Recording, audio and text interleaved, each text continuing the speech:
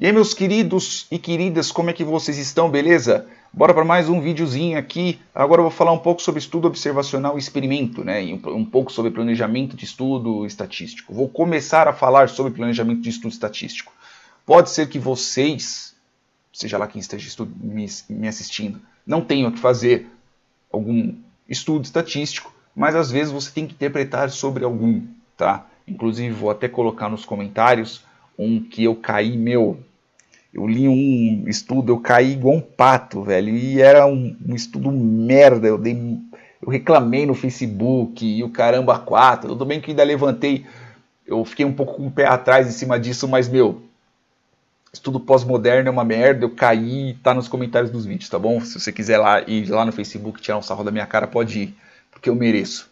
Então vamos lá, qual que é a diferença entre os dois, né? Primeiro de tudo, por que você tem que fazer um estudo estatístico? Por que você tem que planejar esse tipo de estudo? Que é para você poder chegar num resultado o mais próximo possível da realidade. Então, você tem que, primeiro de tudo, você tem que ter uma determinada ideia do que você quer estudar. Então, não dá para você simplesmente chegar, parar do nada e falar, putz, por que eu vou fazer um estudo estatístico? Tá, mas ok, o que você tem que fazer? O que você quer saber? Neste caso, a primeira parte do estudo é você tem que ter uma ideia do que você quer. Então, identifica a variável ao qual você quer saber. Numa pesquisa de opinião, né, se você gosta de determinada pessoa ou produto, numa pesquisa de medicamentos, se aquele medicamento ele é efetivo ou não para determinada doença, o quão efetivo ele é e assim por diante. Tá bom? Então na segunda parte você tem que desenvolver um plano detalhado, né, de como que você vai coletar esses dados. Então você não pode simplesmente sair pegando a esmo, sair pegando informação de qualquer lugar, porque pode ser que desse jeito você enviese os seus dados e graças a isso você simplesmente perca tudo que você pesquisou, tá bom? Então, depois que você sabe o que você quer e aonde você vai pegar, você vai e coleta esses dados. Então, seja perguntando para as pessoas, seja entregando um determinado medicamento para algumas pessoas e outras não, e assim por diante. Tá? Então, você vai ter que descrever as técnicas que você fez.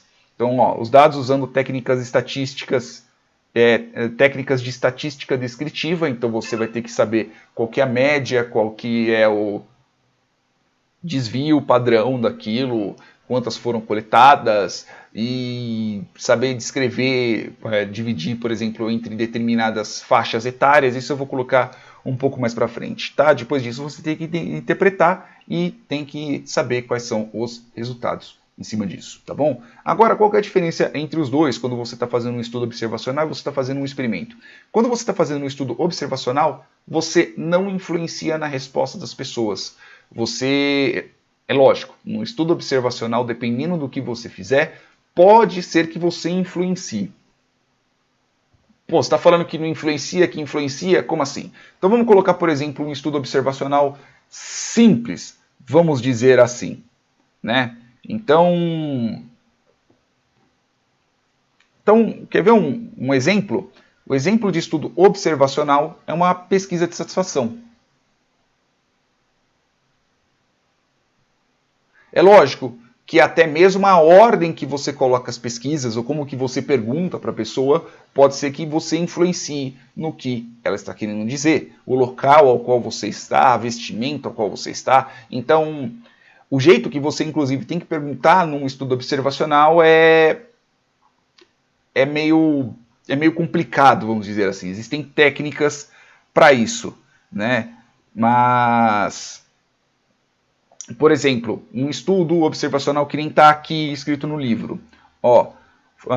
Por exemplo, foi realizado um estudo observacional no qual os pesquisadores observaram e registraram o comportamento oral de crianças acima de 3 anos de idade com objetos não alimentícios. Então, botaram as criancinhas lá com um monte de boneco, um monte de coisa e ver o que aquelas crianças enfiam na boca ou não, tá? Por exemplo.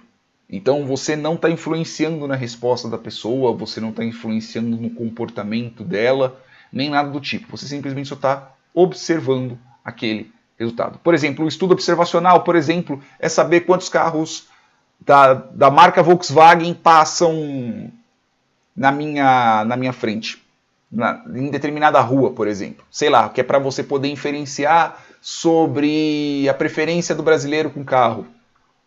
Exemplo, você fica lá observando na Dutra por tantos dias, você tira aquilo ali e você pega uma média, sei lá, você inferencia qualquer coisa. É um estudo observacional, você não está influenciando aquelas pessoas, né? Eu acho que eu já falei demais. Agora, quando você está tratando de um experimento, você realmente influencia naquilo que as pessoas vão estar fazendo ou não. Então você influencia, por exemplo, num hábito, você influencia, por exemplo, num medicamento, algo do tipo. Experimentos, o que a gente pode muito bem ver, por exemplo, são experimentos com medicamentos.